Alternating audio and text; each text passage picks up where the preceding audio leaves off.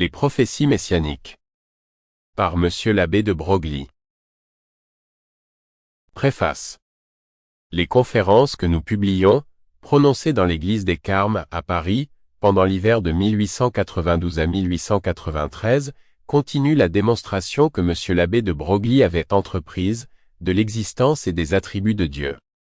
J'ai commencé par apporter ici, dit-il au début de la première conférence, les grands et nobles arguments de la métaphysique, et par gravir, à la suite de Platon, de Saint-Augustin, de Saint-Anselme, de Bossuet, de Descartes et de Leibniz, cette route de la pensée humaine qui monte du fini à l'infini, et aboutit au pied du trône de l'être parfait.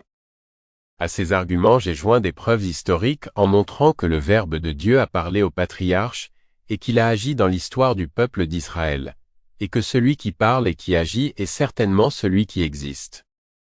Aujourd'hui, j'apporte une nouvelle preuve de ces attributs de Dieu. J'apporte, pour les démontrer, les prophéties messianiques, c'est-à-dire la prédiction faite par Dieu et gravée dans les écrits des prophètes d'Israël, de l'avènement de Jésus-Christ et de la fondation de la religion chrétienne et de l'Église catholique. Ces grands faits partagent l'histoire de l'humanité, et comme on l'a dit éloquemment avant eux tout, y conduit, à partir d'eux tout en découle.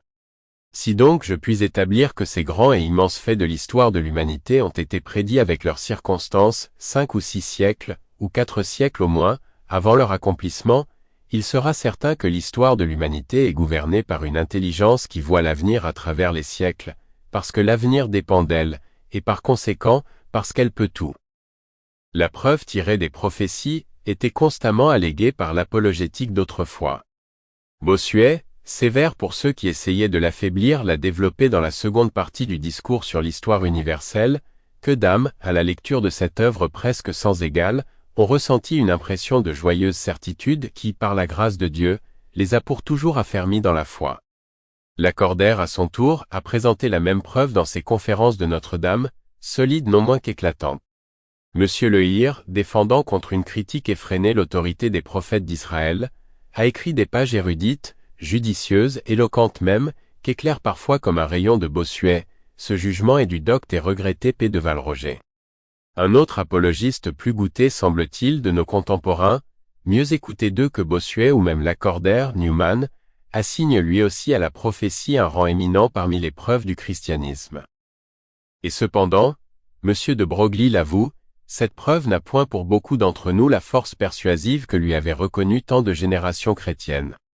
Déconcertés par l'attaque du rationalisme, de nombreux croyants désertent l'antique forteresse qui avait abrité leur père, et où ils ne se croient plus en sûreté. Ils se rejettent sur des Sample complete. Ready to continue?